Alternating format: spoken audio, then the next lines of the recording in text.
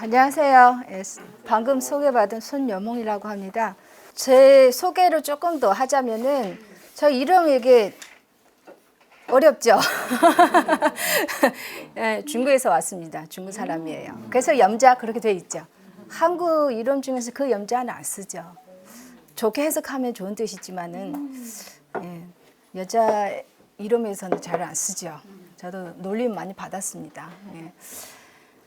제가 오늘 여러분하고 같이 공부하려고 나왔어요. 사실은 제가 뭐 그렇게 많이 알아서 온 것도 아니고 강의 뛰어나게 잘해서 온 것도 아니고요. 한 몇 주 전에 여기 학술 발표를 했어요. 여기 제목은 발표의 제목인데 일반 강의로는 이 제목 조금 이제 생소하죠. 그래서 발표한 논문을 기초로 해서 조금 이해 쉽게 좀 풀어서 같이 좀 이야기 나눠 보려고 해요. 그래서 크게 보면은 한국 광복은 창설 과정하고 중국 정부의 관계라고 생각하시면 될 것 같아요. 그 관계는 꼭 협력 관계라고 하기는 좀 어려운 측면이 굉장히 많습니다. 그래서 오늘 같이 공부를 좀 해보면은 아시겠지만은 우리 평소에 알고 있는 중국 정부가 한국 광복군에 대한 지원 얘기 많이 들으셨겠죠. 근데 실제 한번 살펴보면은 지원보다는 통제가 좀 더 많지 않았나라는 인상이 좀 깊으실 겁니다. 그래서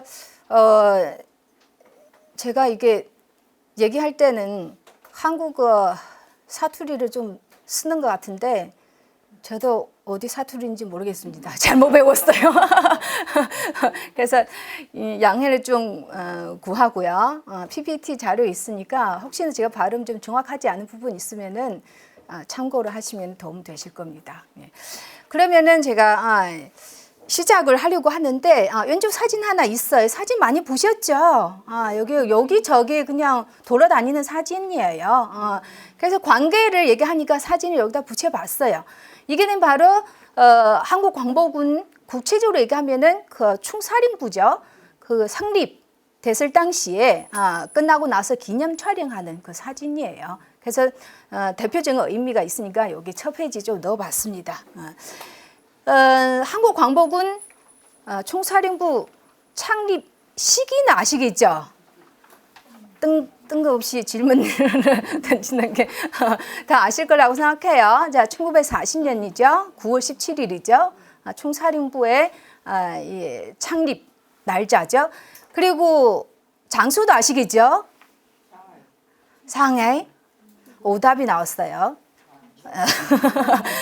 충칭이라고 하는 곳이죠. 그렇죠. 그러니까 임시정부에서 한국광복군을 창설했는데 왜 충칭이 가냐? 그것도 같이 생각을 하시면서 한번 풀어가면 될 것 같아요.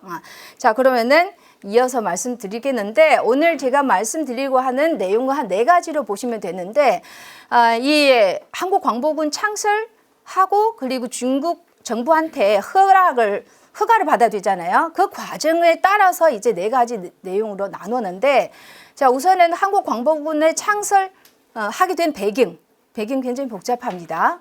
그리고 그 배경 속에서 사실은 이제 김구 선생님이 한국 광복군을 창설하겠다고 이 제의했던 그 상황에서는 굉장히 우파한테는 불리한 상황이었어요. 그럼에도 불구하고 중국의 원칙적인 허가를 받아냈어요. 굉장히 중요한 거죠. 대단하신 분이에요. 그 다음 2번째는 이제 원칙적인 허가를 받긴 받았는데 중요한 것은 바로 원칙적인 허가라는 거죠. 정시적인 허가. 중국 땅에서 편조할 수 있도록 정시적인 허가 받는데 너무 힘들었어요. 왜냐? 양쪽 삼각 입장 차가 굉장히 큽니다. 그거는 좁히지를 못해서 굉장히 힘들었어요. 그 다음에는 그러니까 그 정식 승인을 받기 위해서 굉장히 많은 노력을 했어요. 결국은 타협할 수밖에 없었습니다.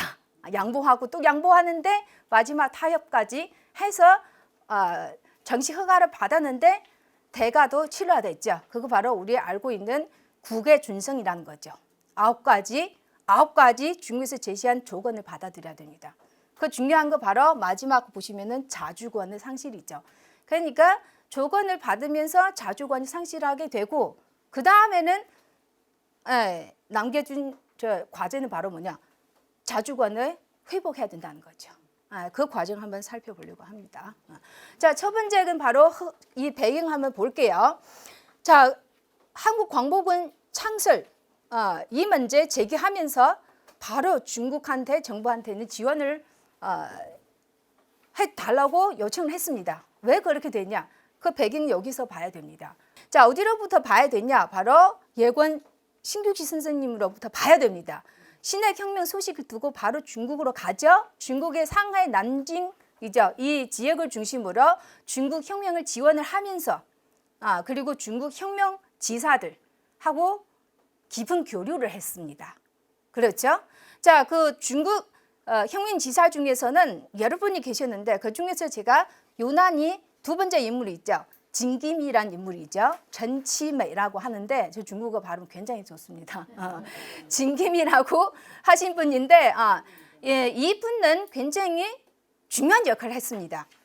근데 1916년에 일찍 사망했어요. 왜냐? 원세계를 반대를 했기 때문에 암살당했어요. 암살당했습니다. 그런데 또 다행히 그분의 조카, 마지막 사진 있죠. 진과부이죠. 정고부라고 하신 분인데 다른 조카 또 있어요. 진입부라고 하는 형제 있어요. 그 숙부의 유지를 받아서 한국 독립운동가하고 계속 교류를 하고 그리고 지원을 했습니다. 이분들 중요한 것은 바로 뭐냐? 중국 국민당의 중심부의 중요한 자리를 차지해야 된 사람들이에요. 굉장히 중요한 다리 역할을 했다는 거죠. 그래서 이 분들 조금 얼굴 봐주시고 기억을 해주시면 좋겠습니다. 자, 신규시 선생님은 이제 상하이하고 난징을 중심으로 활동하면서 왼쪽 이분 아시죠? 순문이죠. 순문 중국 혁명의 지도자죠. 하고 한번 만났었어요. 그런 기회가 있었고요. 어쨌든 이런 기초 위에서 더 발전해서 대략 한 10년 뒤에 여기 보시면은 아시겠지만은 1921년 한 10월쯤에 신규시 선생님은 그 당시에 임시정부의 특사로 중국 광주에 갔습니다. 왜냐? 그 당시에 중국 광주에는 국민당, 중국 국민당이 만든 하나의 정부가 있어요. 허법정부라는 건데 구체적으로 얘기하면 허법 군정부예요. 군정부. 그것을 이제 1917년에 만들어졌거든요. 원세계를 반대하기 위해서. 그러니까 허법, 무엇을 지킨다는 거죠? 헌법을 지킨다는 거예요. 왜? 원세계는 헌법을 폐지시키고 국회도 해산시켰어요. 그래서 그게 중요한 이게 사건이죠. 어쨌든 이 허복 군정부에 가서 순문하고 또 만났어요. 만나가지고 중요한 성과를 내는데 바로 상호의 승인이라는 거죠. 자, 임시정부하고 군정부 서로 승인하자는 거죠. 이거 굉장히 중요합니다. 중요하지만 그래도 한계도 있지요. 자, 또 하나는 한국 독립운동을 지원하겠다고 약속을 했습니다. 그게 중요하죠. 자, 그러면 한국 광복군 얘기하는데 이 얘기 왜 하냐? 자, 파란 글자로 되어 있는 부분 보시면은 1940년 5월 23일. 그러니까 광복군은 1940년 9월에 성립되잖아요. 그죠? 그 전이죠. 자, 이 광복군 성립관에서 서로 협상하고 교섭하는 과정에서 그 자리에서 김구 선생님은 이렇게 얘기를 했어요. 파란 글자 내용. 제가 발음 좋지 않으니까 여러분 눈으로 봐주시면 좋겠습니다. 대략 내용 바로 뭐냐? 그 당시 신규시 선생님하고 순문, 그죠? 서로 만나서 약속한 것을 다시 얘기를 하면서 우리를 지원해달라. 왜 그렇게 얘기하냐? 중국 측에서 그 당시엔 여러 가지 까다로운 조건을 계속 제시를 해요. 그래서 딴 얘기 하지 말고 이 국부 있잖아요. 그죠? 이미 약속했으니까 그거 개성해 달라는 거예요. 자, 여기 보시면은 임시정부 지위 문제 있죠. 그렇죠? 그러니까 이 시기에는 순문을 이미 인정을 해줬으니까 그거 가지고 문제 삼지 말자. 그 얘기예요. 그리고는 여기 보시면은 자금을 지원해 준다고 밑에 있죠. 대만. 그렇죠? 그러니까 한국 임시정부 그 당시 광복군 설립을 하는데 중국한테 도와달라는 건 뭐냐면은 자금이에요. 딴 거는 말고 그냥 자금을 좀 도와주세요. 이게 요구 사항이거든요. 근데 중국 그 당시에는 돈은 주는 조건을 계속 거는 거죠. 그래서 그 당시 김구 선생님은 이것을 가지고 이제 근거로 삼아서 그래서 중국 정부에 요구를 하고 있다는 거예요. 그래서 여기까지 한번 여기 뒤에 내용이 있지만 여기 앞당겨서 한번 말씀드려봤습니다. 그리고는 뒤에 한국 독립운동 지원 약속을 한다는 내용 여러 가지 있는데 많은 것들이 이제 실천으로 옮기지를 못했어요. 왜냐? 그 당시에 생각해 보시면 상하이에서 수립된 대한민국 임시정부도 임시정부, 국제사회에서 인정 못 받죠. 그리고 헌법정부도 인정 못 받아요. 왜냐? 그 당시 중국 명칭은 중화민국이죠. 중화민국의 대표 정치적인 정부는 베이징에 있는 군벌 정부였어요. 그렇죠? 그래서 서로 승인하지만은 법적인 효력이 없다는 거지. 그거 최대의 한계죠. 그리고 여기는 하나 조금 더 지적해야 될 부분, 파란 문자 중에서는 자, 임시정부의 승인 문제를 여기 보시면은 순중산 선생 그리고 광동 국회 비상회의에서 그렇죠? 이렇게 얘기를 하고 있는데 여기는 김구 선생님이 하신 말씀인데 여기는 오류가 있다는 거예요. 자, 연구자들 이게 백잉환 교수님이 글을 쓰셨는데 자, 그 당시에 비상국회에서 통과되는 것은 임시정부 승인은 아니라 승인은 아니고요. 뭐냐? 한국 독립안이었어요. 어쨌든 이런 오류가 좀 있긴 하는데 그렇지만 이 상호 인정이라는 거죠. 그 임시정부를 승인한다는 이 사실 달라지지 않습니다. 그냥 법적인 효력이 없지만은 사실 승인이라는 측면을 좀 이해해 주세요. 자, 어쨌든 여기까지 소개를 하는데 자, 독립운동 지원 약속 중에서 한 가지 굉장히 중요한 거 있어요. 뭐냐? 그 당시에 이 신규지 선생님이 이렇게 요구를 했어요. 한국 청년들, 자, 한국의 그 청년들 중국의 각 학교에 좀 보내달라는 거죠. 특히 군관학교.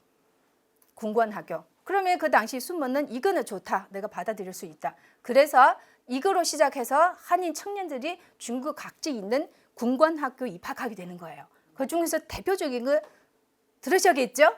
광주에 있는 황포, 그렇죠? 황포 군관학교 굉장히 중요합니다. 왜냐? 황포 군관학교에 나오는 사람들은 졸업하고 나서는 만주에 가서 독립군대에 참가하거나 아니면 중국 군대에 들어가서 근무를 하는 거죠.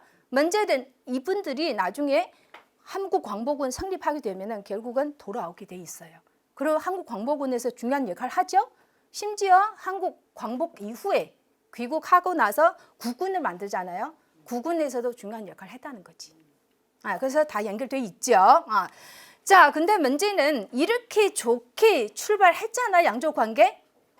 그 다음에는 바로 난관에 부딪혔어요. 왜냐? 1920년대 중후반부터 한국 임시정부도 굉장히 어렵잖아요.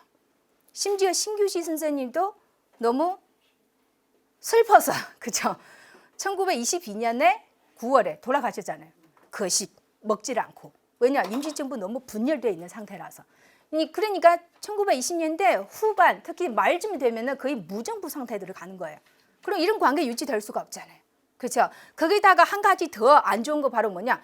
중국 사람들이 정부 그리고 일반 민간인 포함해서 한국 독립운동에 대한 인식은 굉장히 안 좋아졌어요.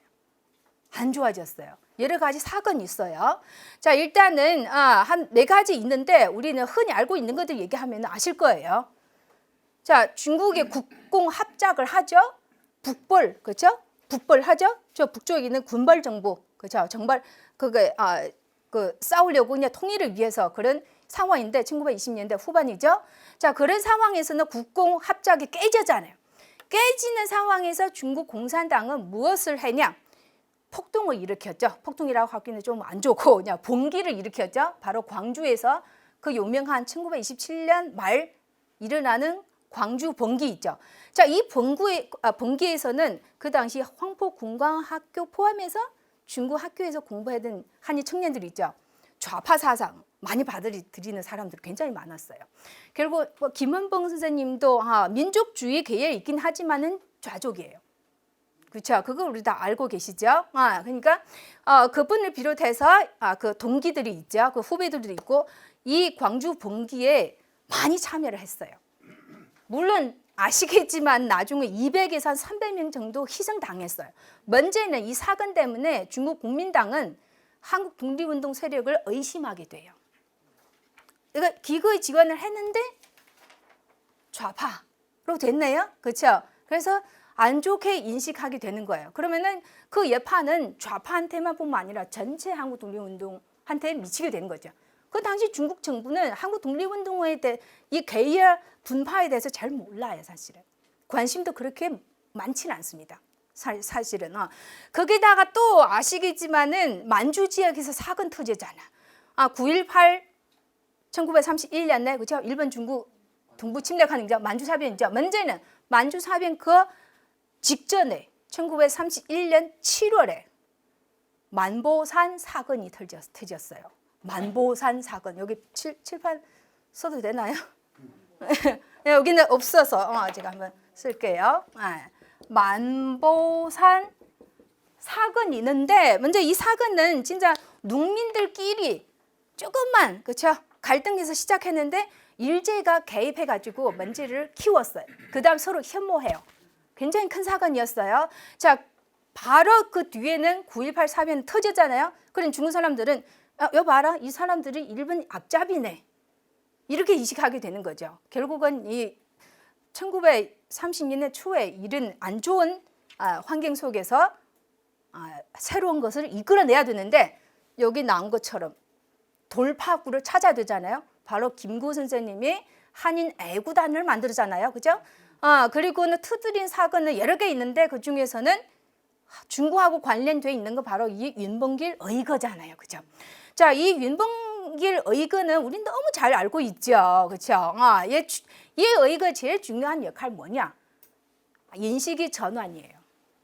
안 좋은 상태에서 그러면은 중국 사람들이 한국 독립운동 살아있네, 다 앞잡이 아니네 이렇게 인식하게 되는 거죠.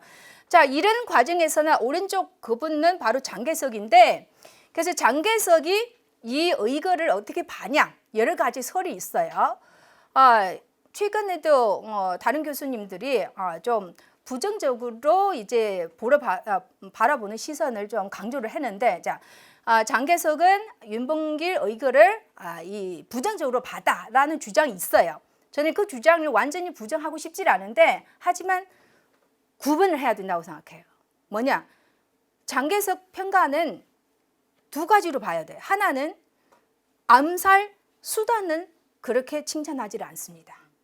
일시적인 그런 방법은 장기적으로 보면 안 된다. 군대를 양성해야 된다는 거잖아요.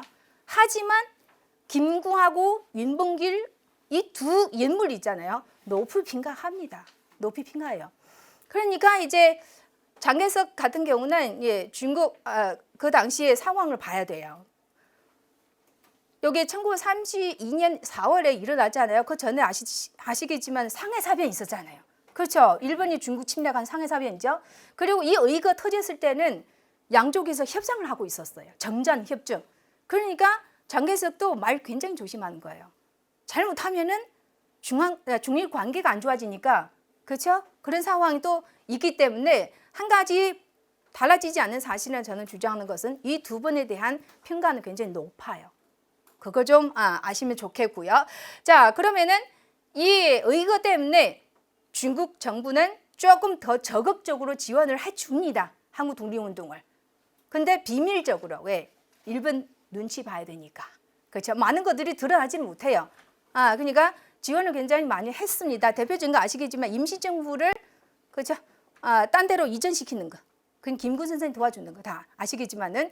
자, 그다음 독립운동에 대한 지원을 또 대대적으로 했어요. 근데 하나는 좀 주의할 것은, 자, 이 사건 터뜨린 사람 김구 선생님인데 그 혜택을 직접 본 사람은 김원봉이라는 거예요. 제 생각은. 자, 이렇게 김원봉 같은 경우는 의회단을 끌고 있잖아요. 그죠? 조금 자유로워요, 사실은. 근데 김구 선생님 임시정부를 끌고 다녀야 되잖아요. 그리고 주모를 했기 때문에 일본이 잡으려고 하잖아요. 그냥 도망가야 되니까 그냥 공개적으로 뭐 하기는 굉장히 어려워요. 근데 김원봉은 굉장히 빨라요. 바로 의회단 이 조직을 끌고 그다음 중국 정부하고 이렇게 교류를 하는 거예요. 협상을 해요. 우리는 이렇게 혁명운동 할 것이니까 지원해 주세요. 자, 그 계획 중에 핵심 바로 뭐냐? 우리 군관을 키우겠다는 거예요. 그래서 지원을 해 주었어요. 자, 그 다음에는 33년 5월. 그냥 1년 뒤에야 김구하고 장개석을 만났어요. 한 1년 지연된 거죠. 그렇죠? 그 상황에서는 좌파 세력이 굉장히 커진 거예요. 자, 이런 상황에서 김구 선생님 그때 그 당시에는 장개석한테 계획을 얘기를 했는데 바로 뭐냐? 여기 윤봉길 의거처럼 우리한테 돈을 주면은 많은 의사들 키워가지고, 그렇죠? 암살이라든지 아니면 특무를 많이 키워서 이렇게 폭동을 일으키겠다. 이렇게 얘기했는데 장개석은 동의하지 않았어요. 장개석은 그 당시 군관을 양성하라고 이렇게 얘기했어요. 그래서 요즘 제 생각이고 제 주장인데 장개석의 이런 주장은 김원봉한테 영향받은 것 같아요. 그러니까 김원봉이 하고 있는 그 혁명 방법은 옳다고 생각했던 것 같아요. 그래서 처음에는 장개석은 여기 좌라고 생각하고 이거 우파라고 생각하면은 중국 정부는 좌파를 더 지원을 했어요. 이런 불리한 상황에서 김구 선생님은 한국광복군을 창설하겠다고 제안을 한 거예요. 어렵지, 그렇죠? 이런 상황에서 굉장히 어렵습니다. 자, 그리고는 또 한 가지 얘기할 것은, 자, 이제는 1937년 중일전쟁 일어났어요. 자, 이 시점에서는 중국 측에서 적극적으로 한국 독립운동 지도자를 초대를 해요. 많아가지고 연합전선을 구성하자. 입장 살짝 좀 바꿨죠? 그렇죠? 한국 독립운동의 세력을 굉장히 주목하게 된 거예요. 그래서 대표적인 바로 중일전쟁 터지고 나서 바로 김구, 김원봉 그리고 아나키즘 단체의 대표 유자명 선생님이죠. 초대를 해서 세 분 같이 초대를 했어요. 그 다음 논의를 하는 거예요. 자, 끝나고 나서는 이 세 가지 세력은 다 본격적으로 이 자기 세력을 키우게 되는 거예요. 이런 계기가 있었습니다. 한편으로 여기도 강조를 하고 싶은 것은 바로 자, 1939년쯤에 들어가면서 중국 측 보시면은 이것을 좀 하려고 해요. 한국 좌우 진영 통일 운동을 적극적으로 촉진시키려고 나서요. 아시다시피 1930년대 중반부터 한국의 독립운동 진영, 특히 관내 지역이죠.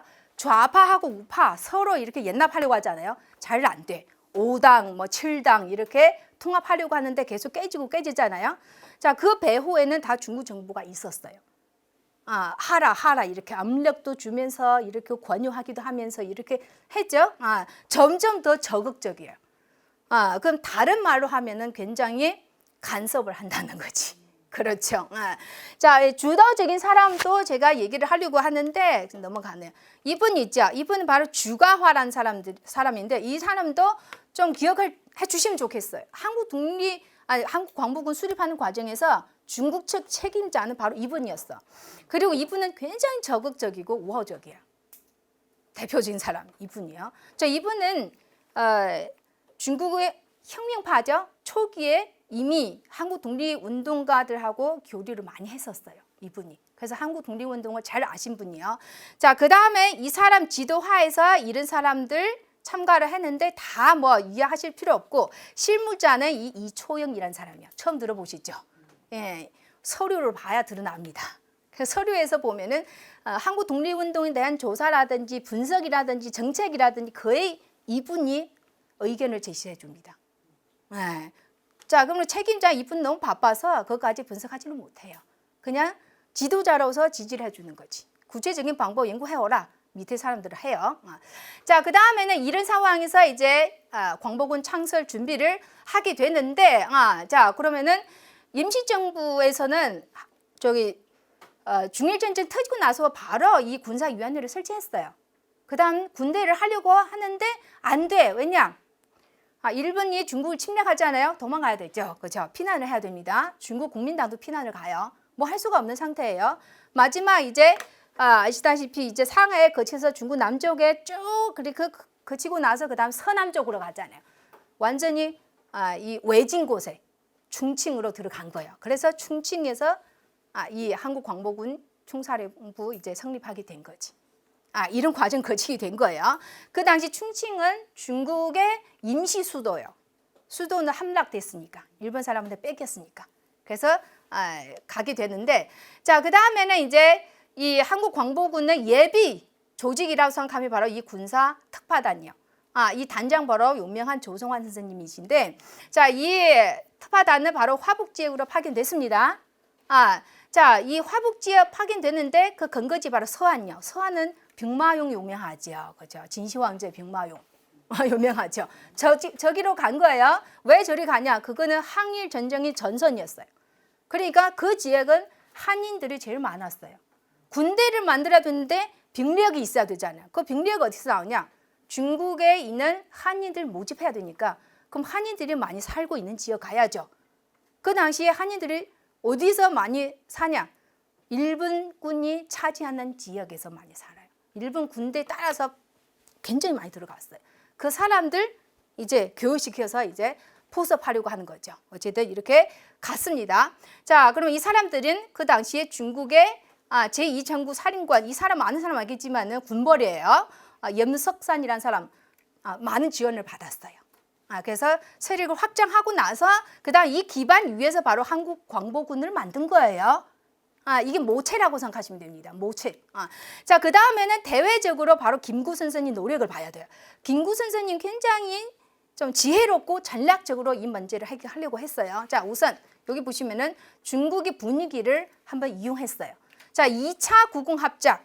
그러니까 중일전쟁 일어나기 직전에 구공합작 한 번 더 이루어졌는데, 자, 그럼 항일전쟁 한참 하고 있는 와중에 그 다음에는 구공 또 깨지려고 하는 거예요. 그러니까 국민당은 또 공산당을 탄압하기 시작한 그 분위기 있죠. 그러면은 국민당 속에서는 반공 정서가 굉장히 높아지고 있는 상황에서 김구 선생님은 그 분위기를 포착한 거예요.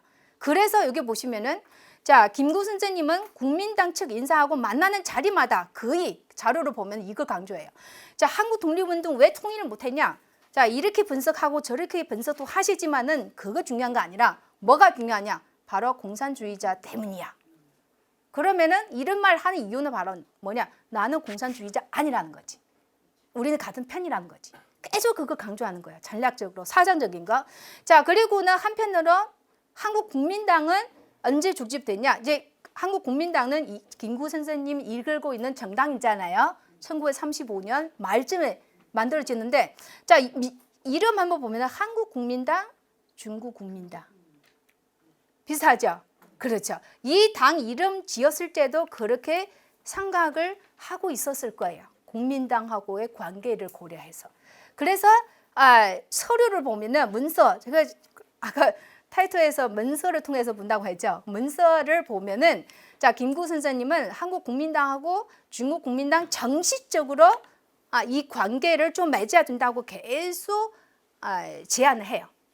서류도 보내고 이렇게 하자고. 그러니까 중국 정부의 지원을 우리한테 주라는 거예요. 좌파 주지 말고. 그러니까 이런 전략을 통해서 원래 좌파로 기울어져 있던 지원은 점점 이쪽으로 기울게 되는 거지. 그 중에서 누가 제일 노력했냐? 김구 선생님이에요. 굉장히 어려운 상황에서. 그래서 김구 선생님 굉장히 존경스럽습니다. 자, 그 다음에는 두 번째 이 문제는 조금 이제 점점 속도를 조금 낼게요. 두 번째는 바로 원칙적인 허가를 어떻게 받아내고, 그리고 입장차 뭐가 달라냐? 왜 그렇게 힘들게 했냐? 한번 볼게요. 자, 이 문서 하나 있는데, 자, 문서를 보면은 그 당시 김구 선생님이 처음에 한국광복군 설립 제안을 했는데, 이 문서를 보면 이제 둥그람지가 친 거 있죠. 한자로 되어 있는데, 이거 바로 뭐냐? 주목해야 되는 거예요. 자, 그 당시 제안했을 때는 무슨 기획서를 작성해서 제출한 거 아니라 만나서 말로 표현을 한 거예요. 이렇게 하기도 한 거예요. 말로 한 것을 중국 기관 사이에는 문서화된 거예요. 자, 김구하고 만나는데 이런 얘기 하더라. 이렇게 말로 하는 것은 문서화 시킨 거죠.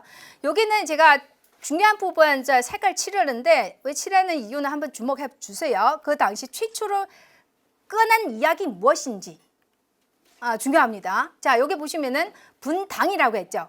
김구 선생님 얘기한 거, 이 당은 누구냐? 무슨 당을 얘기한 거냐? 자, 그럼 그 당시는 한국 국민당이었어요. 왜냐하면은 국민당하고 다른 우파 단체하고 통합하려고 논의하고 있었어요. 그 과정이 있었어요. 아직은 결과물 없는데 결과물은 나중에 한국 독립당, 우리 흔히 얘기하고 있는 한독당 있죠. 한독당 1940년 5월에 정식 성립됐는데 이 제의를 했을 때는 밑에 보시면은 제가 2월 한 15일과 20일 사이로 제가 추정을 해봤어요. 이 이야기를 한 시기 정확하게 안 나와요. 그냥 만나서 얘기했다. 이런 내용 얘기했다. 그래서 문서에서 확인할 수 있는 거예요. 자, 그 다음에 여기 보시면은 이 특파단 아까 얘기했죠. 화북 지역으로 파견을 한 단체이죠. 특파단. 이 특파단을 보내서 한번 조사해 보니까 화북 지역 굉장히 많은 한인들 살고 있다. 20만 명 넘어요. 그 사람들 사상을 한번 떠보니까 일본 침략 지역에서 살고 있지만 굉장히 반일적이다. 심지어 일본 군대에 있는 사람 한인들이죠. 그 사람들도 탈출하고 싶다. 이런 정보를 접수하게 된 거죠. 그래서 그런 보고를 받고 나선 김구 선생님은 그 근거로 해서 이렇게 제기를 한 거예요. 이거 보시면은 반정이라는 거 아시겠죠? 일본 군대에서 탈출해서 그렇죠? 민족 진영으로 돌아오고 싶다는 거죠. 자, 그 다음에 이거 보시면은 자, 이런 상황에서 광복군을 성립해서 여기 봐요. 정보망을 구성한다는 거죠. 그러니까 처음에 제의할 때는 무장 부대가 아니라 정보망의 부대의 수준에서 제기를 했어요. 그러니까 생각해 보면은 만약 다른 나라 땅에서 무장 부대를 만든다는 것은 굉장히 쉽지 않은 일이에요. 그렇지 않아요, 그죠? 총, 칼 들고 이렇게 남은 땅에서. 그러니까 그것도 고려를 해서 정보망을 구축하면은 이런 좋은 점이 있다. 그러니까 결국은 우리 광복군을 설립할 수 있게 해주면은 우리는 중국의 항일 전쟁을 돕겠다는 거예요. 김구 선생님이 이렇게 얘기한 거예요. 지혜롭죠. 그렇죠. 그래서 이렇게 해가지고 이렇게 제시를 했어요. 그 다음 뒤에 보면은 김구 선생 제안을 받고 나서 중국의 책임자이죠. 두 분이 서로 주고받고 있는 문서예요. 고민을 하죠. 이렇게 김구 선생님 김군이라고 표현을 하는데 자 이렇게 제안을 했는데 따져보니까 여기 보시면 항전에 도움이 된다.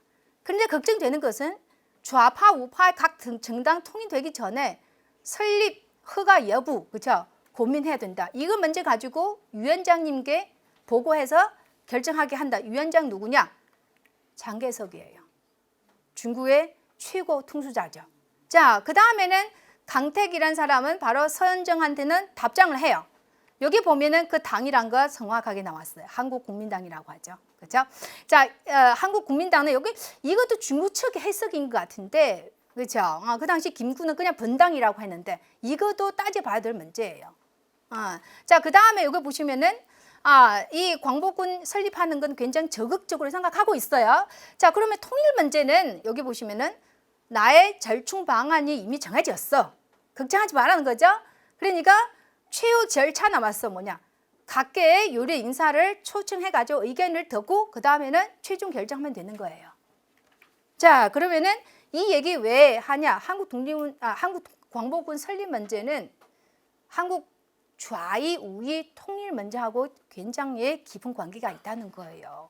그래서 중국에서도 이 두 가지 문제를 연결시켜서 고민을 했던 거예요. 자, 그러면은 한국 광복군의 창설 허가 문제를 처리해야 되니까 그러면은 한국 독립운동 통일 문제에 대한 결정도 앞당겼어요. 여기 보시면은 4월 2일 약간 좀 급하게 이 좌단 회의를 열게 된 거죠. 자, 한국 측의 좌파 우파 대표자를 초대를 해요. 그 다음에는 이미 중국 측에서 정한 절충안이죠. 두 가지 있어요. 그러니까 이 절충안에 대해서 어떻게 생각하세요? 이렇게 물어봐요. 그 다음에는 얘기 다 듣고 나서 그 다음에는 이 두 가지 확정된 거예요. 자, 두 가지 한번 보시면은 이것만 보면은 모르실 거예요. 제가 한번 말씀드리자면은 자, 양당 병준이랑 굳이 어렵게 합치게 하지 않겠다. 왜요? 불가능하기 때문에 그거 인식하게 된 거야. 이 문제 계속 끌고 가면은 다른 문제 해결 안 돼. 그러니까 둘이 다 인정해줘요. 그 다음에는 공작의 성과, 일하는 성과죠. 에 따라서 지원을 해준다. 많이 하면 많이 해주고, 그렇죠? 저게 하면 저게 해주고, 그리고는 저게 지원받은 그 세력은 점점 없어지겠지. 이렇게 생각하는 거예요. 자, 그리고는 두 번째가 보시면은 양당의 구역을 구분해 줬어요.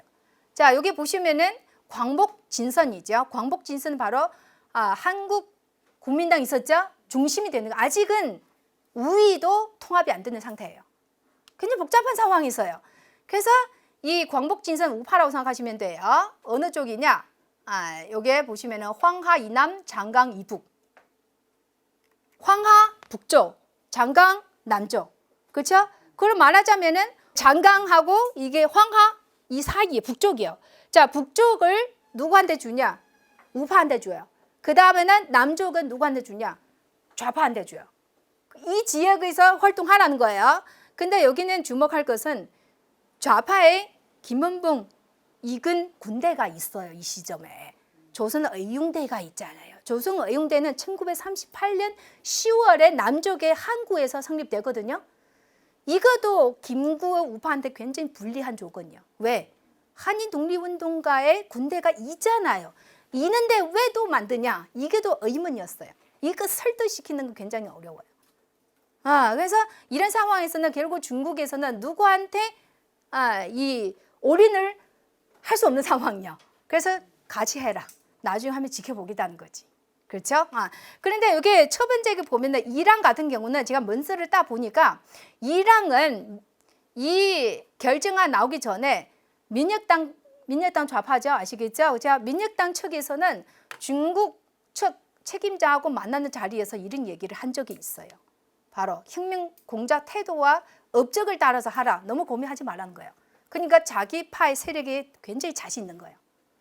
자, 결국은 중국 측에서는 이 좌파의 의견을 받아들인다고 생각하면 돼요. 그죠? 받아들였어요. 근데 두 번째가 문제돼요. 두 번째는 좌파 예상 못했을 거예요. 이 지역 구분. 그 당시에 조선의용대는 남쪽에서 활동하고 있었어요. 성립도 항구에서 성립되잖아요. 그 남쪽이었어요. 그러니까 중국 입장에서는 여기서 설립하고 그리고 여기서 활동했으니까 여기서 활동하라는 거예요. 그 다음 북쪽은 광복군은 북쪽에서 청년을 모집하겠다는 거잖아요. 그냥 북쪽은 광복군 하라는 거예요. 그런데 생각해 보면은 좌파든 우파든 최종 목표는 뭐예요? 중국에서 활동하다가 화보 지역을 거쳐서 만주로 들어가고 그 다음 국내로 들어온다는 거예요. 그 누구한테 요리해요? 광복군한테 요리해요. 그러니까 이때는 좌파가 딱 자기 실수했구나라는 걸 깨닫은 거죠. 그러니까 급하게 자기 부대 대원들 있죠. 급하게 황하 근처에 낙양이라는 도시 있죠. 집결시키는 거야. 이렇게 북상을 시키는 거지. 결국은 아시다시피 조선의용대의 주력은 다 얀난너 가자 얀난 중국 공산당의 팔로군의 근거지로 연안 그렇죠. 연안하는죠. 이게 시작은 여기서 봐야 된다고 생각해요. 자, 어제는 한번 봐주시고요. 자, 그 다음에는 자 통일 문제 해결됐어요. 그렇죠? 잠시적으로 재총 방안 이렇게 확정됐으니까 자 그러면은 장개석한테 최종 보고를 해서 그렇죠? 허락을 받는 거죠. 허락했습니다. 근데 허락하는 부분 제가 여기 보시면 굉장히 간단하죠. 굉장히 간단해요. 자, 두 가지 초점이야. 바로 창설에 대해서는 원조하겠다. 그런데 문제는 보시면은 군정부 이 사람하고 협상을 하라는 거예요. 자, 원칙적인 허가를 하되 구체적인 편성하는 과정에서는 군정부 그 당시 바로 중국 군사위원회가 있어요. 중국 군사위원회하고 상의하라는 거예요. 이게 제일 중요한 내용이에요. 왜냐? 중국 군사위원회는 당시 누구 편이라는 거지. 누구 편이야? 김은봉 편이에요. 왜? 군사위원회에서 중요한 요직을 차지한 사람은 대부분黄埔군관 학교 출신이요. 김은봉의 동창들이에요. 동창들이요. 그 사람들은 김구가 아무리 김은봉은 공산주의자다 이렇게 외치고 얘기해도 그 사람들 안 믿어. 아니라는 거예요. 아니라는 거예요. 자기 혁명 의지 굉장히 강한 사람으로 그 인식 굉장히 강해요. 자, 여기서 딱 걸리는 거예요. 여기 보시면은 자 그리고는 이 허가의 중요한 이유 제가 분석해 봤는데 결국은 단순하게 우리 명분상으로 자주 얘기하는 뭐 순문 같은 경우는 항상 외치는 거 약소 민족을 지원한다 이렇게 얘기하잖아요, 그죠? 그 거창적인 거예요, 그죠? 그러니까 이게 지원하겠다는 최대 가장 중요한 이유는 바로 뭐냐?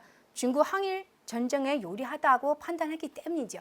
실리적인 판단에서 나온 거예요. 그리고 또 여기 보시면은 제 생각 그래요. 그 당시 쉽게 허가를 했잖아요, 그죠?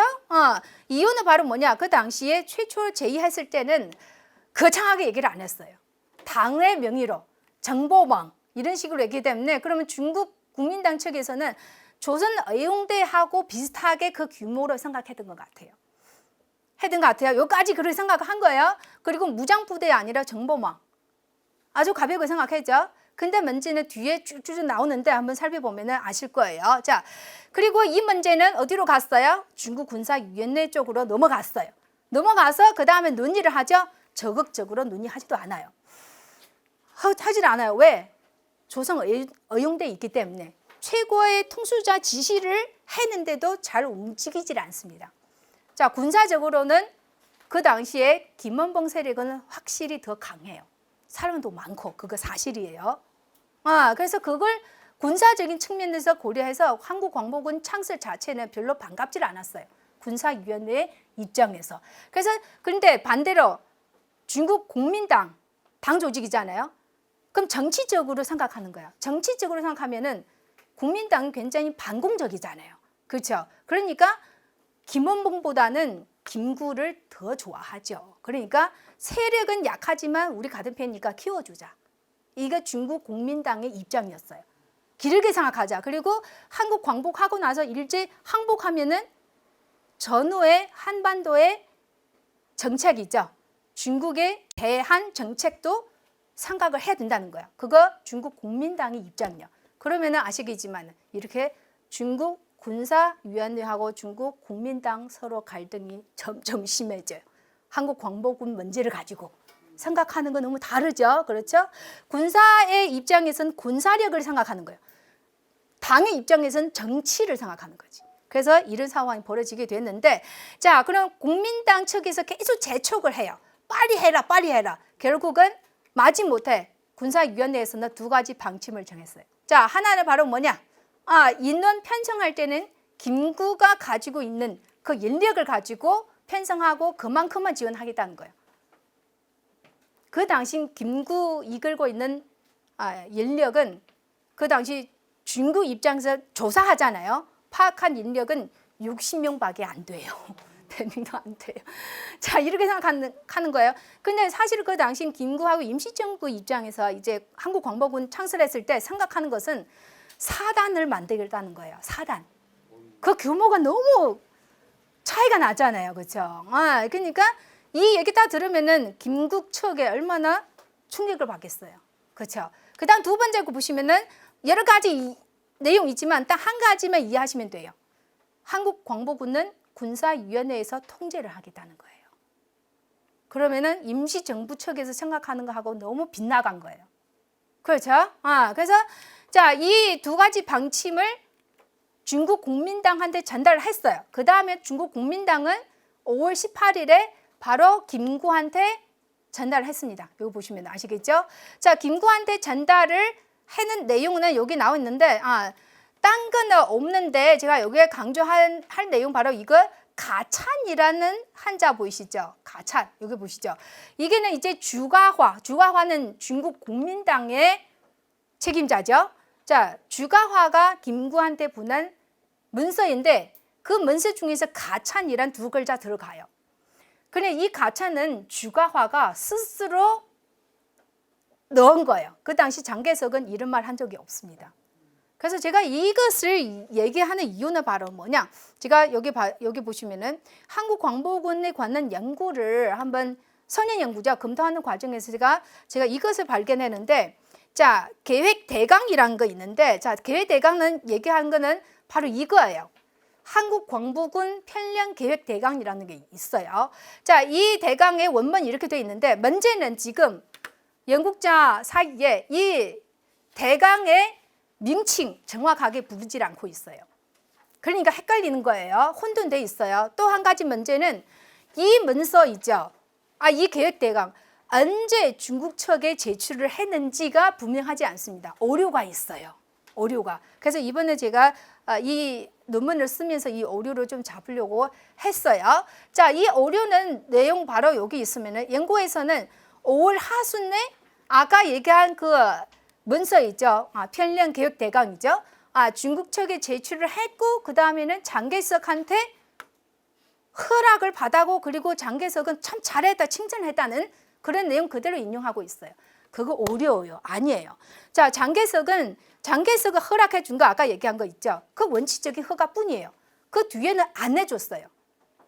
그러면은 뒤에 거는 사실은 이거 더 중요하거든요. 이거는 바로 임시정부의 측에서 어떤 광복군을 만들려고 하는지 아주 디테일하게 적혀 있어요. 자, 그럼 그거 보기 전에는 여기 한번 보겠는데 간단하게 보시면은 자, 김구는 군사위원회 측에 전달해 주는 2개 방칙이 있죠. 그 방칙 전달 받았어요. 그 다음에 충격을 받은 거예요. 이거 아닌데, 그죠? 그다음 급하게 중국 측의 책임자 하고 이제 교섭하려고 하는 거야. 그래서 5월 23일에 이 좌담회가 열렸어요. 좌담회는 내용을 딱 보니까 김구 선생님이 요청해서 열린 좌담회로 추정될 수가 있어요. 그 경위는 알 수가 없지만은 딱 그렇게 된 것 같아요. 자, 왜냐하면은 이 좌담회에서는 나누는 내용 다 기록되어 있어요. 내용은 핵심은 바로 김구는 자기 측의 주장을 계속 얘기를 해. 그 다음에는 중국 측은 있죠, 책임자이죠. 그 주장에 대해서 자기 의견을 제시를 하고 그 다음에 모르는 거는 연구를 하겠다 이런 식이에요. 그러면은 이제 김구는 이 좌담회를 요청해 가지고 우리 입장 분명하게 하겠다는 거예요. 자, 어떤 입장 여기 보시면은 자, 일단은 아까 제가 이 제기한 거 아까 이 계획 대강 있죠. 이 계획 대강은 이 좌담회의 내용을 보면은 지금까지도 계획 대강 제출하지 않았어요. 상세한 계획 대강 제출하지 않았어요. 근데 선행 연구에서는 이미 제출한 걸로 서술돼 있어요. 그건 굉장한 오류라고 생각을 하거든요. 자, 그 다음에는 여기 보시면 나온 것처럼 자, 현 인원 변제는 말도 안 된다는 거죠. 김구 말하는 거. 왜냐? 잠재력을 보라는 거예요. 지금 우리 상태 보지 말고 길게 봐서 우리 지원해 달라는 거예요. 우리는 그만큼 잠재력이 있다는 거 계속 얘기를 해요. 자, 그 다음에는 군사위원회의 관계 설정에 대해서도 반대를 해요. 그런 관계는 있을 수 없다. 그러니까 여기 보시면은 정확하게 나왔어요. 광복군은 신청할 때는 당군으로 얘기를 했지만 실제는 임시정부 속해야 된다는 명확한 주장을 얘기한 거죠. 여기서 문제가 딱 되는 거예요. 중국 측에서 생각하는 거하고 완전히 거리가 되는 거예요. 자, 문제는 바로 임시정부에 예속시켜야 된다는 주장. 자, 그리고 나서는 자, 임시정부하고 헌법정부 아까 얘기한 거죠. 그때 약속한 것을 이행하라. 이걸 얘기한 거야. 왜 이런 얘기하냐? 임시정부의 위치 문제죠. 임시정부. 자, 임시정부는 여기 보시면 그 당시에는 장개석이 이끌고 있는 그 정부는 이 헌법정부하고 딴판이에요. 그 당시에 장개석의 국민정부는 이미 정식적으로 국제적으로 승인받은 정부예요. 근데 임시정부는 그 자리잖아요. 그렇죠? 위치가 완전히 달라졌잖아요. 그러니까 상황이 달라졌어요. 근데 김구 선생님이 이것을 계속 고집하고 있었지. 그래서 말이 안 통하는 거지. 서로 여기부터 소통 안 되는 거예요. 자, 중국 측 여기 보시면은 군사위원회에 이 간섭을 안 받으려고 하지만은 독립의식이 있죠. 자주권. 그거는 이해하겠는데 문제는 중국 땅에서 활동해야 되니까 이거 있어야 된다는 거예요. 연락 참모 정치 지도원을 그죠? 파견해서 이런 기구를 설치해야 된다는 것을 강력하게 주장해요. 이거 쉽게 생각하시면 바로 뭐냐? 조선의용대 있죠. 조선의용대하고 군사위원회는 딱 그런 관계였어요. 조선의용대는 완전히 중국 군사위원회에 예속돼 있어요. 그래서 이렇게 선례가 있는데 이런 관계를 거부하면은 우리는 처리할 수가 없다는 거예요. 그리고 나서는 여기 임정 승인 문제를 이렇게 제기를 했잖아요. 그 당시 중국 측의 의견은 이거예요. 이거는 법률적인 문제예요. 구체적으로 얘기하면은 국제법에 관련되어 있는 문제이기 때문에 제가 말씀드릴 수가 없어요. 자, 전문가를 모시고 연구를 해야 돼. 자, 이거 연구하기 시작하면은 세월이 어떻게 가겠어요. 그렇죠? 그러니까 당장 이 문제를 하지 않겠다는 거죠. 결국은 이 내용을 통해서 예측할 수가 있어요. 이 임시정부의 정시 승리 문제는 점점 어려워지겠다는 거죠. 알 수가 있어요. 자, 그 다음 이 좌담회 끝나고 나서 바로 문제의 계획 대강을 제출했습니다. 이제야 제출한 거예요. 그러니까 이 계획 대강을 제출했는데 이 계획 대강은 굉장히 중요합니다. 이 15항으로 되어 있는데 이것이 바로 임시정부 측에서 생각하던 한국광복군의 모습이에요. 자, 내용은 농축해서 바로 4가지로 볼 수가 있는데 바로 보시면은 한국광복군은 총사령부에 예속시키는 거지 어떻게 중국 군사위원회 예속시킬 수가 있냐. 강력하게 주장한 거예요. 자, 그 다음에는 여기 보시면은 자, 한국광복군은 중국 군대에 예속되어 있는 지원군이 아니라 중국 군대하고 똑같은 지위에 있는 연합군 위치를 가져야 된다. 내용 들어가 있어요. 자, 그 다음에 중국에서 활동하니까 중국 최고의 영수가 지휘를 하는 것은 받아들이겠어요. 근데 무슨 자격이에요? 중한 연합군 총사령관의 자격으로 지휘를 해줘야 된다. 자, 그 다음에는 중국 측에 재정 요청을 했어요. 중국에서 그러니까 중국 측에서 생각했을 때는 우리한테는 통지를 하나도 안 받으면서 돈을 달라. 그거 어떻게 말이 되냐? 여기서 막히는 거예요. 그렇죠? 이해하실 수 있겠죠? 자, 그러니까 결국은 여기 보시면은 이 계획서는 중국 국민당 측에서는 자, 심사를 했어요. 심사하고 나서 15항인데 하나씩 따져서 심사 의견을 제시했어요. 굉장히 디테일하게 분석을 했어요. 자, 여러 가지 있는데 논문에 있지만 우리는 다 얘기할 필요가 없죠. 결국은 제일 걸림돌은 바로 뭐냐? 예소관계예요. 주도관이에요, 주도관. 자, 여기 보시면은 기분 나쁘죠? 기분 나쁘시죠? 한번 보시면은 여기 봐요. 여기 중한 뭐예요? 지위가 다른데 눈 할 수 없다. 딱 한마디, 그죠? 그 다음에는 어떻게 되겠어요? 이 문제는 의견을 군사위원회 쪽으로 전달됐어요. 군사위원회에서 그래? 그러면은 하지 말자. 표류가 된 거지. 방치됐습니다. 어렵게 된 거죠. 자, 그러면은 한국 측에서는 우리 계획 대강 제출했는데 왜 답이 없냐? 상대를 안 하는 거지.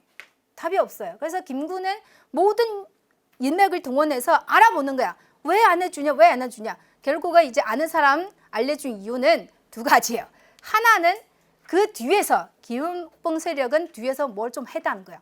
방해 공작을 벌였다는 거야. 왜? 김원봉 세력은 중국 군사위원회하고 관계가 굉장히 끈끈해요. 그 안에 측근들도 많고 그러니까 얘기하면은 얼마 정도 조금 효력이 있기는 해요. 근데 저희 생각은 이거는 중국 측에서 이 문제를 다루지 않기 위해서 책임 회피하는 방패막으로 제시한다고 생각해요. 왜냐? 아까 기억하시죠? 절충방안. 통일 문제 이미 그렇게 결정하기로 했잖아요. 이제 들고 와서 이게 핑계를 삼는 거잖아요. 그죠? 그러니까 원인도 2가지 있는데 이거는 제가 보기에는 중요한 거 아니에요. 제일 중요한 건 이거예요. 바로 임시정부에 대한 인식, 임시정부의 위상. 그러니까 임시정부는 아직까지는 우리 승인할 수 있는 그런 자리가 아니라는 거예요. 그렇죠. 이런 문제가 연결되어 있어요. 그러니까 임시정부의 정시 승인 문제 논의되기 전에는 한국광복군 성립, 정시, 그죠? 성립 문제는 논의하지 않겠다는 거예요. 아주 강경하게 나왔어요. 자, 그 다음에는 어떻게 되겠어요? 김구 임시정부 측에서는 그래? 알겠어요. 그럼 어떻게 해요? 우리 힘으로 해야죠. 자, 마침 임시정부는 1940년 9월이 있죠. 자, 충칭에 드디어 정착했어요. 도착했어요. 그 전에는 이런 논의하는 동안에서 아직 정착하지를 못했어요. 굉장히 어려운 상황에서 논의를 한 거죠. 정착하고 마침 이때는 미주의 한인사회로부터 많은 자금 지원을 받았어요. 여론도 조성돼 있고 한국광복군 만들려고 하니까 그냥 지원해달라. 그러니까 그 당시 임시정부 측에서는 계속 미주 한인사회한테는 편지를 보내요. 지원해달라고. 그러니까 돈 많이 들어왔어요. 그러니까 자기 힘으로 만들 수 있는 환경이었어요. 그래서 9월 17일이죠. 이 한국광복군의 총사령부 정식 성립됐습니다. 자, 그러면 이 사령부 성립됐을 상황을 우리 한번 스스로 정리를 해보시면 아실 거예요. 자, 장개석의 원칙적인 허락을 받았어요. 맞죠? 근데 장개석 또 지시를 했잖아요. 군사위원회하고 협상해서 하라. 근데 군사위원회는 협조를 안 하잖아요. 그냥 독자적으로 한 거예요. 그렇죠? 그런 관계예요. 자, 그런데 이 두 측에서 교섭하고 갈등이 있는 거 외부는 몰라요. 모든 문서 다 비밀스럽게 주고받고 그랬거든요. 그러니 외부에서는 김구가 이제 이 총사령부를 설치한다고 그리고 미리 여론 조성을 했어요. 기자들도 초청하고 중국의 유명 인사들도 초청을 했어요. 이 김구 선생님 머리가 굉장히 좋다고 생각해요. 자, 뭐냐, 이런 분위기를 만들어서 중국 정부를 압박하는 거예요. 전략이에요. 압박하는 거예요. 이 과정에서 사실은 김구 선생님은 계속 중국 측에 찾아가지고 이렇게 지원 안 할 줄랑 우리 임시정부 딴 데로 옮기겠다. 이렇게 협박하기도 했어요. 협박하기도 했어요. 그냥 얼마 정도 효력이 있습니다.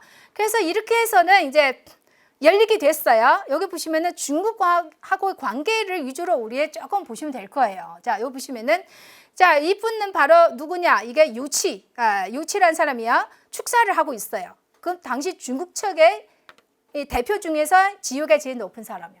뭐 하는 사람이냐? 종칭시를 지키는 위술 부대 있죠. 그 부대의 총사령이었어요. 자, 초대를 했습니다. 자, 그 다음에는 국민당의 중칭의 지부 대표, 그리고 이게 민간단체 대표 초대를 해서 그리고 연설을 했습니다. 자, 여기 뒤에 보시면은 송미령은 아시죠? 장개석 부인이죠. 그 부인은 이 단체 명의로 지원을 해줬습니다. 모습이 더 우호적이지 않아요? 내박은 모르니까 사람들 내 마음을 몰라요. 그다음 군사적인 비밀이잖아, 기밀. 밖에 사람들 몰라요. 어쨌든 기자를 많이 오죠. 자, 그러면 성립했다는 이 소식을 아주 대대적으로 선전을 해줘요. 그러면은 이 정신적인 지지를 많이 받았죠. 그렇죠? 자, 이런 상황에서는 중국 정부 측에서는 압박을 느꼈어요. 그리고 나서는 여기 보시면은 조금 더 적극적으로 임시정부를 좀 더 생각하는 거지. 임시정부의 위상, 그다음 임시정부 승인을 할까 말까 언제 할까 고민을 하고 그리고 조직을 꾸려가지고 연구하라는 거예요. 이제 또 시작을 하기도 한 거죠. 여기 명부 하나 있는데 그 전례식에서 이렇게 많은 중국 사람들이 왔다고 하는데 글쎄 이게 신빙성 별로 없다고 생각해요. 이거는 좀 깊이 연구를 해야 된다고 생각해요. 아직 이거 연구한 사람 없는데 딱 그려놓고 뭐가 있어 보이잖아요. 근데 글 자체를 보면은 비슷한 거 많죠. 저 멀리 사는 사람, 심지어 중국 없는 사람도 여기 이름 있으면 말이 안 되죠. 어쨌든 이게 좀 깊이 연구해야 될 문제고. 자, 성립됐습니다. 성립되고 나서는 총사령부는 충칭에서 성립된 거 맞아요. 그 다음 바로 시안으로 갔어요. 왜 시안으로 가는지 아시겠죠? 이거 서안이죠. 서안은 중국 발음 시안이죠. 시안으로 갔어요. 왜? 그 한국 사람도 많잖아요. 가서 군대를 편성했으니까 세계 지대를 편성했어요. 지대, 명칭만이지 대원이 없습니다. 이제야 모집해야 된다는 거예요. 그렇죠? 그렇죠. 그 60명 바로 총사령부를 꾸렸어요. 그거 몇 명 되지 않는 사람들. 그리고는 이제 세계 지대를 편성했는데 편제만 준재하던 거예요. 대원이 없습니다. 그래서 시안으로 옮겨서 사람을 이제 모집하는 거지. 그리고 이제 충원을 하는 거죠. 자, 그럼 충원한 과정에서 제일 큰 성과는 이거예요. 바로 1941년 이제 신해 그쯤에 이 단체가 여기 편입됐어요. 이 단체 너무 유명하죠. 한국 청년 전지 공작대. 이 공작대의 대원들은 대부분 아나키스트들. 근데 김구 선생이 지원을 받고 있어요. 왜? 김구 선생님 아들도 이 단체에 있습니다. 어쨌든 이 단체는 세력 점점 커지면서 이 단체 세력 조금 있어요. 그리고는 이제 광복군의 제5지대로 편입된 거죠. 이거 하나 성과요. 그런데 여기까지만 잘 나갔어요. 뒤에 난관 봉착됐어요. 바로 뭐냐? 군사위원회 측에서 협조가 안 하잖아요. 그렇죠?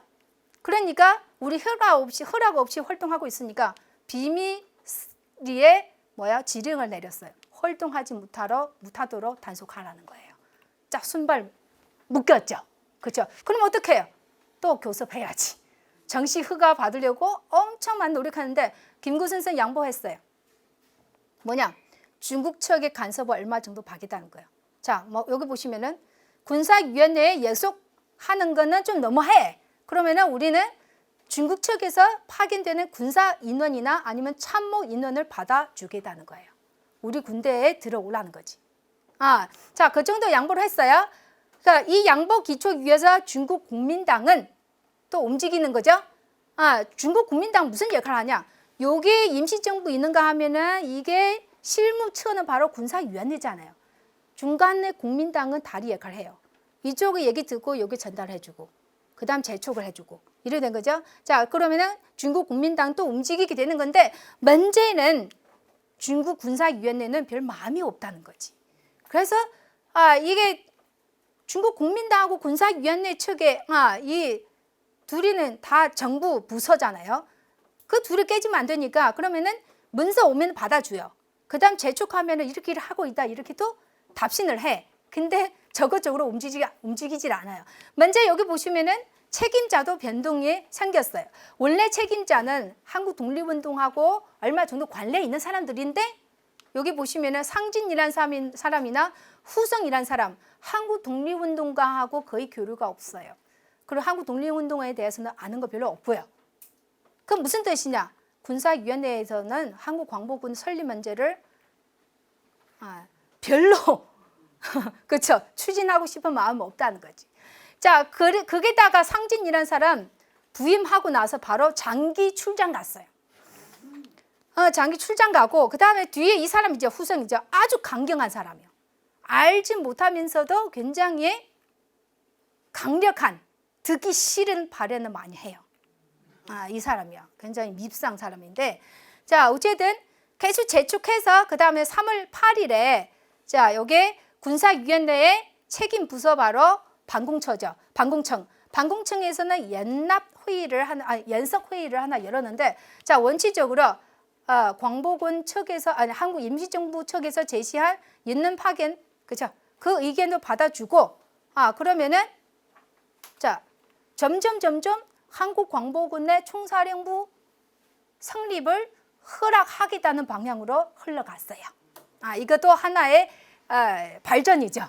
발전이요. 자, 그러면 이 상황에서는 한국 측에서는 구체적인 편성, 편제, 방안 이런 게 있죠. 예산표 다 제출을 했어요. 제출을 했는데 또 답이 없어. 그 다음 또 여기 보시면 그게 2달죠. 또 지연해서 승낙받은 거예요. 생각해 보세요.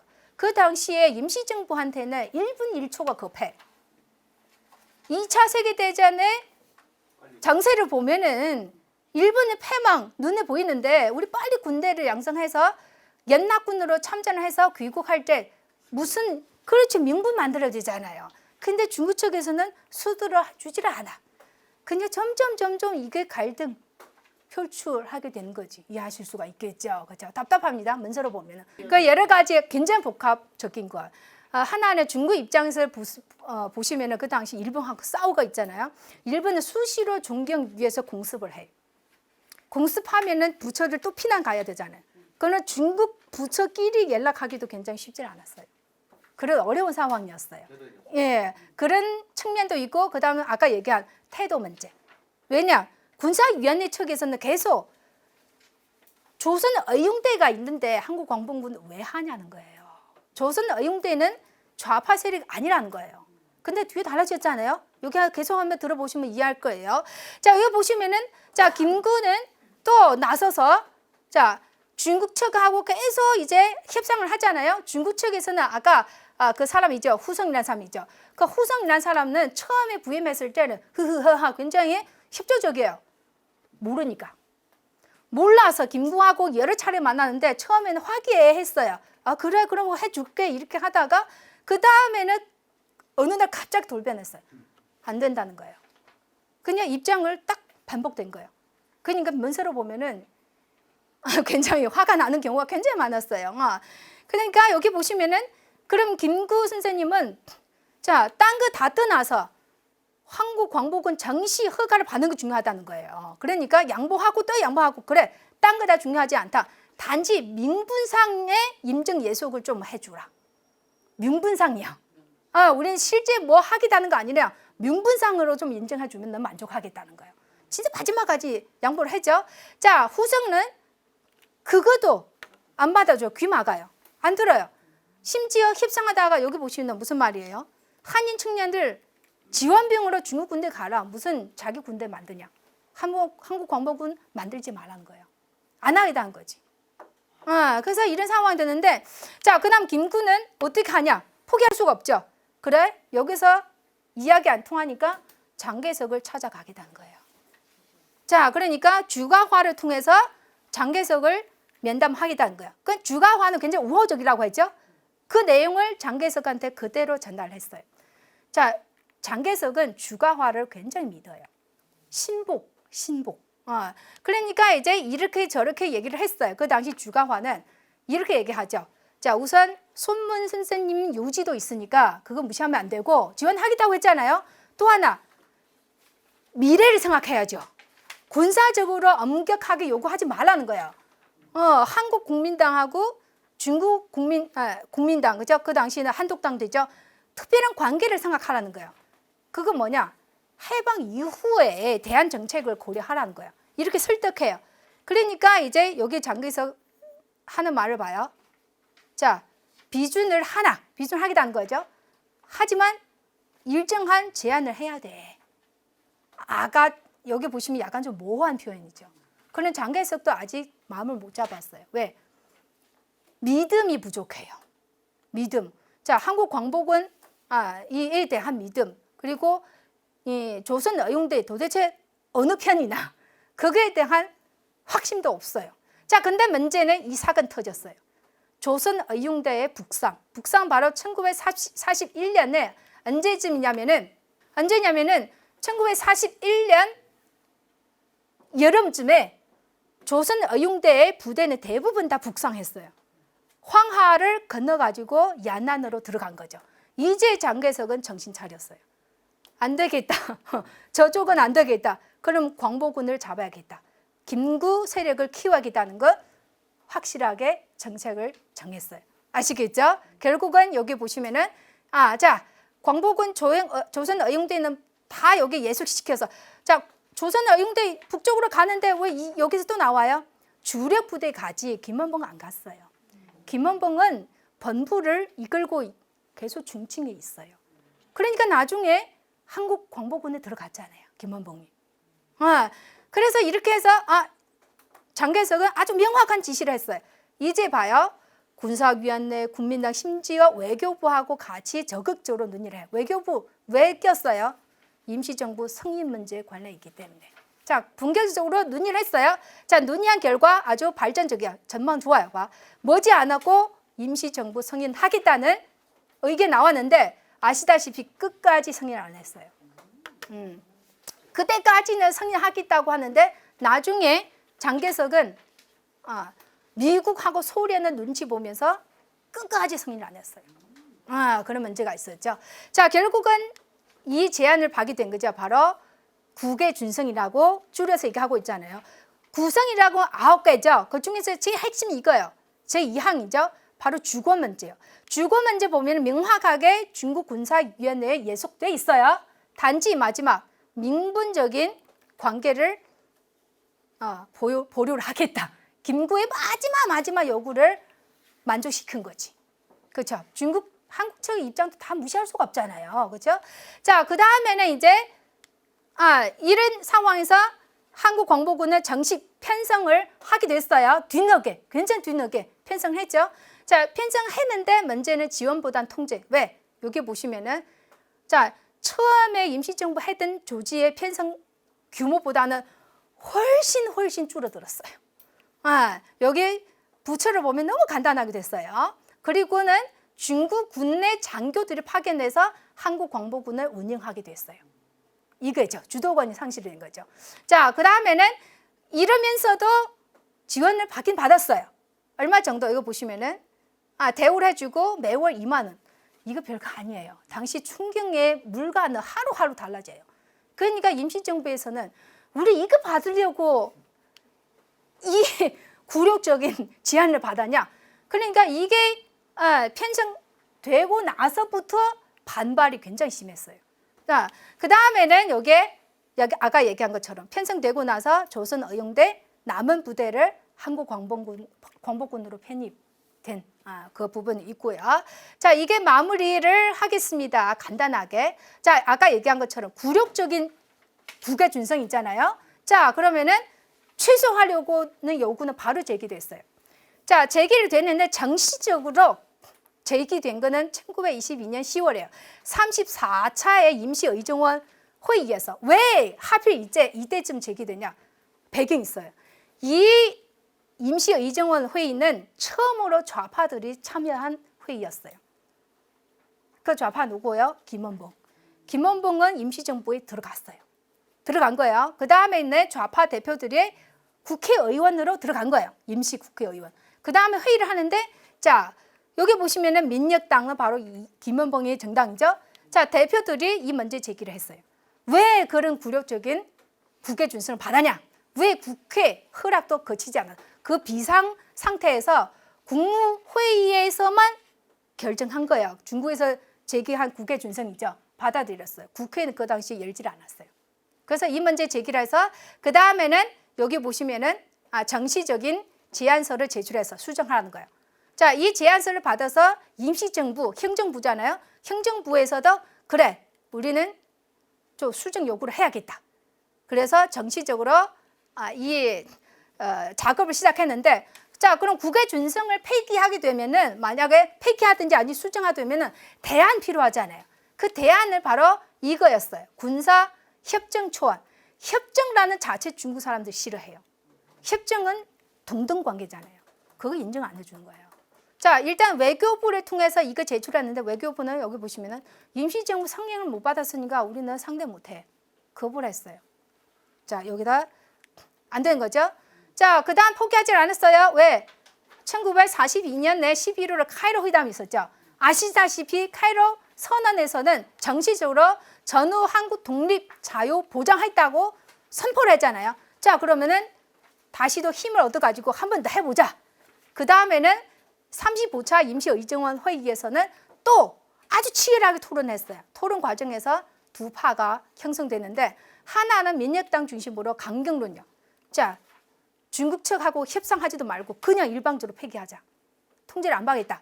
자, 여기 한독당은 온건파죠. 그래, 듣기 좋다. 폐기하면은 당장 우리 활동도 못해. 돈도 없잖아요. 순발 다 묶였지. 또 활동하지 못하게도 비밀리에 지령도 내리겠죠. 그러니까 서로 타협을 하다가 결국은 자, 온건파의 의견을 받아들여서 가자. 그러면은 활동하면서 취소, 그리고 수정 요구를 하자는 거예요. 자, 이게 방안을 이제 또 제시를 하는데, 자, 이 방안을 가지고 중국하고 교섭하는데, 중국은 1944년 중반부터 저것저것으로 검토하기 시작해요. 왜냐? 전후 문제를 생각해서 더 이상 끌면 안 된다. 그리고 한국 측에서 반발이 너무 심해요. 그럼 그동안 지원한 거는 다 수표가 되는 거지. 너무 반발이 심하면은 그는 해방 이후에 중한 관계에 영향이 있다는 거지. 그러니까 더 이상 끌지 말고. 근데 후성은 계속 딴 말 해. 협상 과정에서 심지어 임시정부는 허물뿐인 명분 관계를 왜 그렇게 고집하냐. 대놓고 지적해요. 불만을 토로하죠. 하지만 위층에서는 움직였어요. 자, 이게 바로 군사위원회의 리더죠. 하응흠이라는 사람 보고서를 하나 작성했는데 장개석한테 제출해가지고 이렇게 했으면 좋겠다는 거 뭐야? 자, 최소 받아들이자. 그러면 광복군을 임정에 예속시키고 그 다음에는 국외 준선 좀 취소하다. 자, 취소하자는 거야. 근데 문제를 여기 보시면은 이것도 중국 측의 일방적인 통보였어요. 자, 취소하자는데 대안이 없어. 취소하면서 결국은 지원 중단. 이렇게 된 거죠. 자, 그 다음에는 이게 마지막 부분이 되는데, 자, 그러면은 새로운 협정을 맺어야 되잖아요. 한국 측에서는 꾸준히 이런 명칭을 써요. 여기 보시면 광복군의 화문 초월하는 거죠. 화문, 동등 지위에서 서로 주고받는 거지. 그럼 중국은 또 안 돼.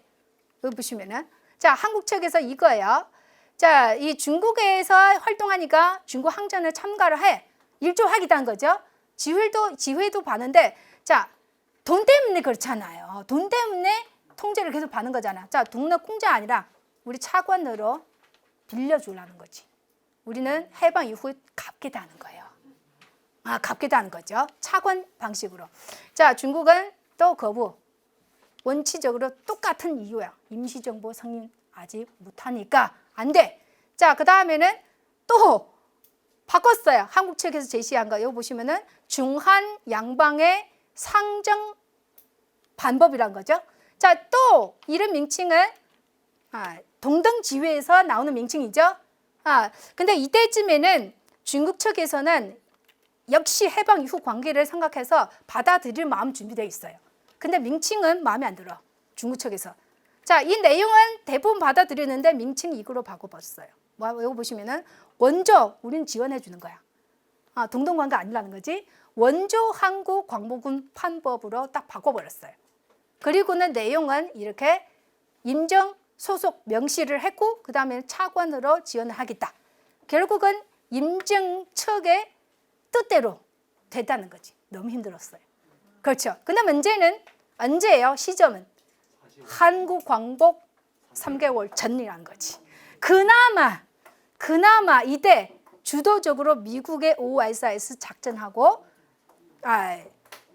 이게 중국 간섭 없이 추진할 수가 있었어요. 그렇지. 여기까지 제가 말씀드린 내용이었습니다. 네, 감사합니다. 자, 여기 보시면은 우리 상식적으로 알고 있는 중국 측이 지원하고 온도차가 있지 않겠습니까? 온도차가 굉장히 많죠. 그래서 역사를 보는 시각에 따라서 그렇죠. 어느 분야, 어느 부분을 드러내려고 하는가에 따라서 그 역사가 얼마 정도죠 구절돼서 우리 눈에 들어올 수 있다는 거지. 그렇죠. 질문 있으면 좀 해주시고요. 연난으로 가는 이유는 굉장히 복잡한데 제일 중요한 거 바로 뭐냐면은 자, 중국 정부에서는 이제 한국 광복군도 이제 설립 허가를 해주는 그 시점이 있죠. 아까 절충 방안이죠. 그렇게 활동 구역으로 확정되잖아요. 그러면은 저쪽 사람들 입장에서는 이미 우파를 지원하려고 하는 기미가 보이게 되는 거죠. 그렇죠. 그런 상황에서 들어가고 자, 또 그 다음에는 아까 얘기한 것처럼 이 조선 어용대 사람들은 민족 독립을 위해서 싸우려고 하는데 그 자꾸만 중국 군대에 들어가서 분산시켜가지고 중국 군에서 중국의 중일전쟁에 힘을 받으라는 거잖아요. 그 본인이 의도한 거하고 너무 다르지. 그래서 중국의 각 군대에 있는 대원들 있죠. 그러니까 조선 어용대는 이 편성되고 나서는 자기의 부대 단위로 움직이는 거 아니라 중국 군대에 들어가거든요. 그러면은 이게 분산되잖아요. 그렇죠? 그러면은 한국 독립을 위해 광복을 위해서 활동해야 되는데 어느 세월에 결국은 이제 화북 쪽으로 가게 된 거지. 왜냐하면 화북에서는 그 당시에는 이 좌파 세력 활동하고 있었어요. 자기의 단체 가지고 있고. 그리고는 그 당시 중국 공산당의 대한 정책하고 국민당의 대한 정책 완전히 다르거든요. 그 당시 보시면은 이 문서에서 당연히 드러나지를 않죠. 근데 그 당시에 한국 측의 자료를 보면은 불만이 굉장히 많아요. 이게 원래 그 예속 관계를 생각해서 이제 중화주의 뭐 이런 생각을 가지고 우리 광복군을 다루는 거 아니냐 이런 불만을 대놓고 드러냈거든요. 근데 그런 주장을 하는데 중국에서는 거기에 대한 답을 안 주죠. 근데 일반 사람들 이 생각에서는 그 당시에는 좀 다양해요, 사실은. 다양해요. 이게 조금 공산당의 입장에서 볼 때는 좀 더 평등하게 보려고 해요. 그 당시 생각은 그러니까. 그래서 저기 연안적으로 가는 그런 영향도 있긴 해요. 근데 국민당의 경우 같은 경우는 사실 순문 그 사상이 자체도 그런 생각 들어 있거든요. 순문을 얘기하는 건 바로 동아시아 약소 민족을 지원한다는 거죠. 그 자체도 옛날 그 관계를 생각하면서 그렇죠. 그러니까 순문의 사상이 자체도 굉장히 한계가 있다는 거지. 순문을 주도하는 중국 혁명 있죠. 혁명의 구호 중에서도 민족을 회복한다는 거잖아요. 그 자체가 바로 이 중화민족. 그렇죠. 그러니까 아까 얘기하신 것처럼 이제 중화 사상이라든지 그런 거는 완전히 사라지지를 않아죠. 그게 청나라 멸망하고 얼마 되지를 않잖아요. 근데 지식인의 글 봐도 일단 중국하고 한국 관계는 이 중소 관계부터 이렇게 보고 있는 건 사실이에요, 사실은. 네. 그런 기본적인 구조가 좀 있습니다. 그 역사적으로 장기간 그렇죠. 이게 유지해 온 관계인데 우리 지금 이 시각에서 그 예수 관계를 평가하기는 어렵거든요. 그 당시에는 굉장히 좀 지혜로운 외교 관계라고도 평가할 수가 있어요, 사실은. 그런 관계 속에서 아시다시피 이거 우리 주제하고 너무 멀어졌어요. 아까 질문도 우리 주제 아니기 때문에 그렇죠. 사실은 이제 길게 이게 봐도 그 전통적인 이게 예소 관계라고 하긴 좀 너무 정치적으로 그렇죠. 그렇게 생각하지 말고 이 책봉 조공 관계라고 생각하시면은 훨씬 더 이해하기 쉬울 거예요. 그 단순하게 정치적인 측면 보는 거 아니에요. 정치적인 불평등 관계만 보다가 우리 삶이는 너무 슬퍼지지. 근데 그 당시에는 또 필요하긴 했어요. 그러니까 이런 지혜로운 외교 관계를 통해서 결국은 지금 한국은 여러 순환을 겪었지만은 지금 독립국가가 됐잖아요. 근데 중국 역사를 보면은 주변에 그 수많은 작은 민족들이 있죠. 사라지는 민족들 굉장히 많잖아요. 그렇죠? 그러니까 그것도 우리 뭐 볼 때는 양쪽을 다 봐야 된다고 생각을 해요. 선조들 선택하는 이유도 있지 않았을까? 그렇죠. 민족을 보존하고 그렇죠. 그런 고려도 우리는 봐줘야 된다고 생각을 해요. 예. 우리 지금 단순하게 뭐 굴욕적이 우리 이렇게 살고 있다는. 근데 그 당시도 굉장히 힘들지 않았어요? 굉장히 나라를 그렇죠 지키려고 조선시대도 마찬가지고 뭐든지 완벽한 거 없다고 생각해요. 이런 연구가 당시 써요. 당시 씁니다. 좌파 우파라는 말 써요. 예, 씁니다. 그리고 제가 아까 이 좌파 우파 이제 개념 조금 이제 분명하지 않게 들릴 수도 있는데, 그러니까 좌파 우파 크게 보면 아까 우리 김원봉 얘기할 때 그렇죠. 그거 기본적으로 민족주의 진영에서 좌파 우파 제가 이렇게 얘기하는 거고, 그 다음에는 그쪽에는 공산주의파죠. 그걸 별개. 그거 별개예요. 그게 나중에 이제 연난에 있는 사람들은 그 사람들 공산주의파고, 여기는 이제 민주주의 진영 중에서 좌파 우파 이렇게 얘기를 하는 거예요. 민족주의 안에서요? 네, 민족주의 안에서. 그러니까 결국 임시정부에 다 들어갔잖아요. 임시정부에 다 들어가잖아요. 김원봉도 임시정부 들어가잖아요. 임시정부 속에서는 하나의 좌파 세력, 그 안에 하나 우파 세력. 그 중에 그 아나키즘 아까 말씀하셨는데. 아나키스도 들어갔어요. 유자면 선생님 이끄는 그 단체. 예. 그리고는 김상수 선생님 이끈 민주해방동맹이죠. 그 민주해방동맹은 그 당시 중국 자료, 미국 첩보 자료도 다 공산주의 단체로 분류시켰거든요. 근데 그게 애매해요. 근데 이제 김상수 선생님 같은 경우는 자기는 공산주의자 아니라고 나중 귀국했잖아요. 회고록도 하고 본인은 이제 공산주의자 아니라고 결국 이제 임시정부 들어갔잖아요. 근데 그 당시 중국의 시각에서 그리고 미국의 첩보 자료에서 다 그 당시에 민주해방동맹을 공산주의 계열로 구분을 합니다. 그러니까 이게 당사자는 아니라는데 역사 문제는 참 복잡합니다. 그러니까 지금 이게 중국 그 정세하고 관련시키는 얘기인데 그 장정을 얘기했죠. 장정을 결국 끝내놓고 이제 연난으로 갔잖아요. 연난에 이제 근거지를 삼아가지고 그 다음에 세력을 확장하고 있잖아요. 그러니까 이제 그런 과정에서 한국의 이제 공산주의 세력 이끌고 이렇게 들어가는데 그 과정에서 굉장히 중요한 이 사실 아는 사람은 알겠지만은 중국이 장정이잖아요. 장정의 과정에서 한국의 공산주의자들이 있죠. 많이 가담을 했어요. 가담하고 그 다음에 연난에 정착하고 나서 그 다음에는 이 조선 내 공산주의 세력들을 뭉쳐가지고 단체를 만들죠. 조선 독립동맹이죠.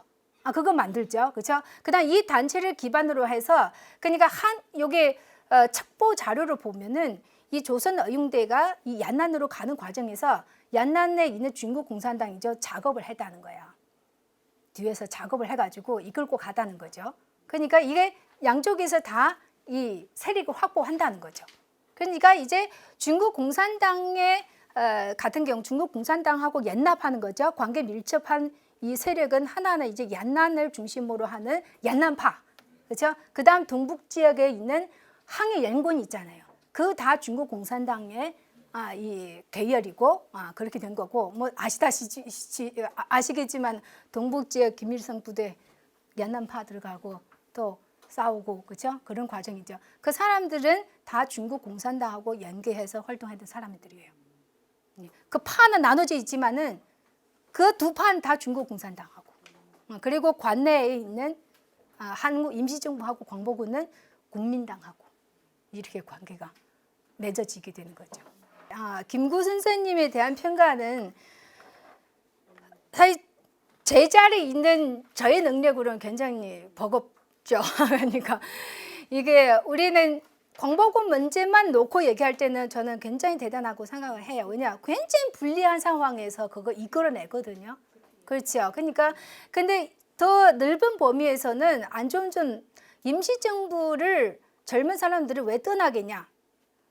바로 그 사람들 입에서 얘기하면 바로 이 완고한 이 사람들 때문에 발전이 없다 뭐 이렇게 얘기하잖아요. 이 김구 선생님도 대표이지만 위에 이동영 선생님이라든지 굉장히 극우 세력들이에요.